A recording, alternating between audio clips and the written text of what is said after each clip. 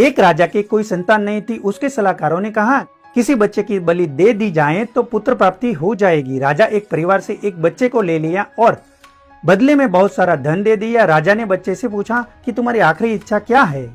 बच्चे ने कहा कि मेरे लिए रेत मंगा दी जाए। उसके लिए रेत लाई गई। बच्चे ने रेत की 4 ढेर बनाए।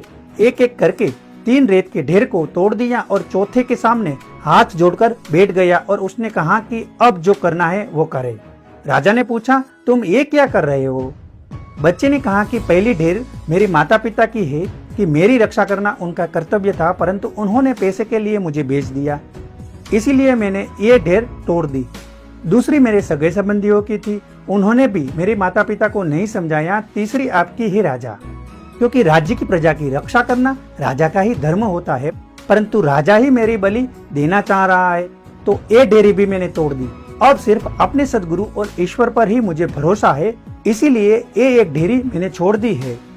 राजा ने उस बच्चे की समझदारी को देखकर उस बच्चे को अपना पुत्र बना लिया और राजकुमार घोषित कर दिया। निष्कर्ष, जो ईश्वर और सदगुरु पर विश्वास रखते हैं उनका बाल विवाह नहीं होता है।